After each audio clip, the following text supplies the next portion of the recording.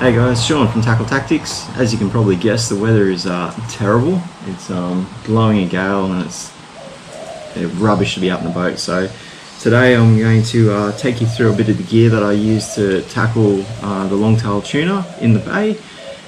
They can be regarded as a very timid fish or a very hard fish to convince to take a bite, and they can be extremely frustrating. So what I'll do is step you through a few bits and pieces of what I use to chase them when using soft plastics, and how I like to target them, and a few key things that I'm looking for along the way. So I'll start off at the business end. So when I target the tuna and they're really spooky and you need to get them long casts in, I actually drop back to a 7-foot Helios. This is a 3 to 6 kilo, matched up with a 4,000 size Azores reel, and as you can tell, it's pretty well beat up.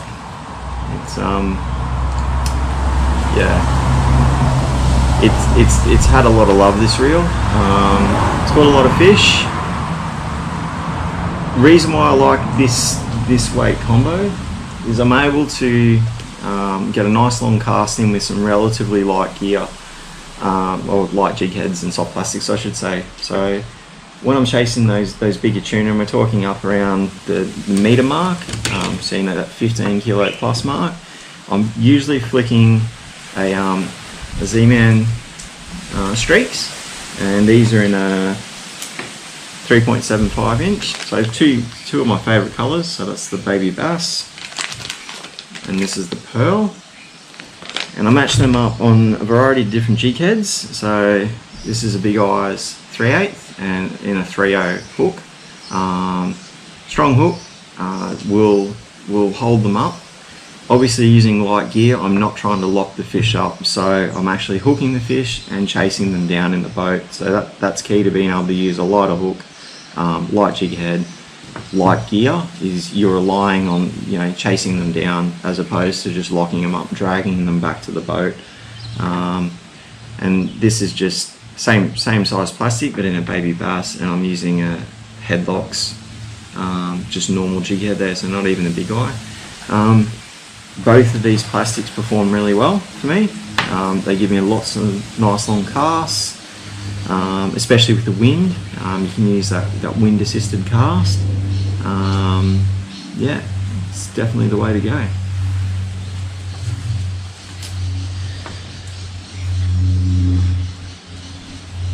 Another thing, if they're shut down, you can't get them on the plastics, or that wind's up a little bit and you feel like you need to go to a metal, this style of combo, running a 20, 30 or even a 40 gram metal, you're going to be pretty much in the business. So these are TT hardcores.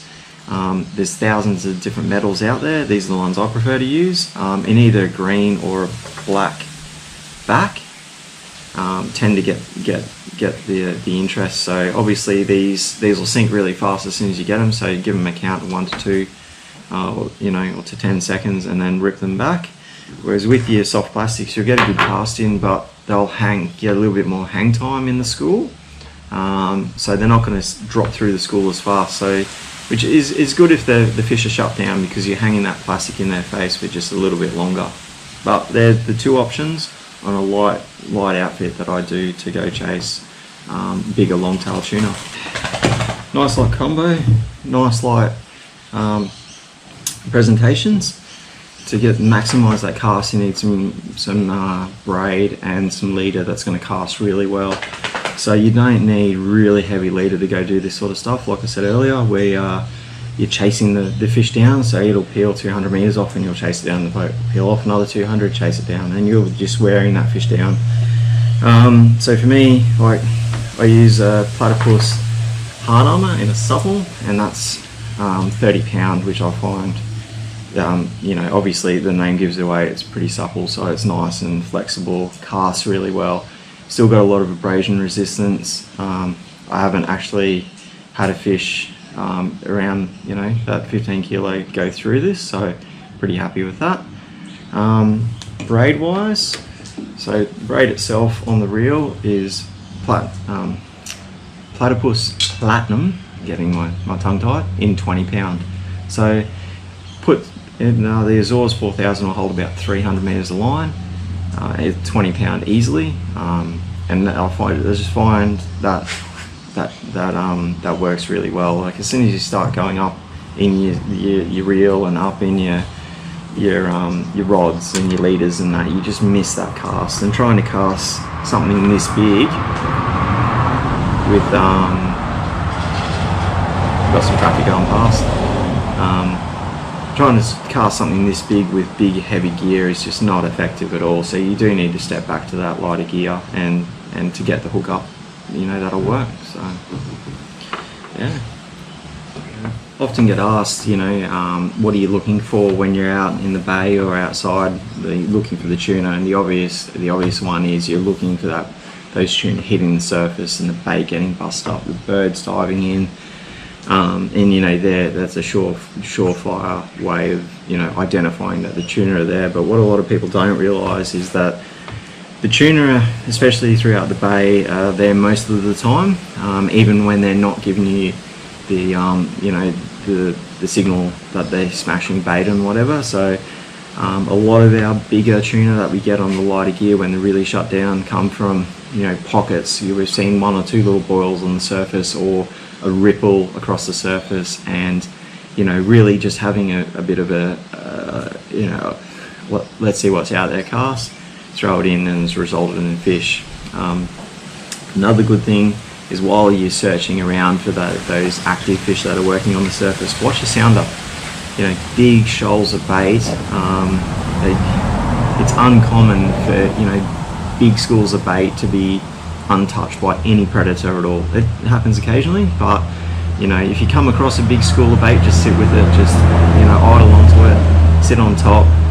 You know, you can leave the engine in idle, try to avoid those rev changes, and just drop your plastics down through the school. So that's been quite effective as well for us, just letting these float through the school, then ripping them back through out of the school like an escaping bait fish has triggered great bites. Hey folks, I don't know what's with this weather. It's sunny and then rainy and windy. It's out of control. Anyway, I hope, you know, those few little things help out when you're out chasing tuna and you know they're a bit shut down. Lighten your outfit, get those long casts in so you don't spook the fish. And apologies for the road noise in the background and the dogs carrying on while we were shooting. They wanted to be in the action as well. So anyway, enjoyed the footage and hope you get amongst it. Cheers.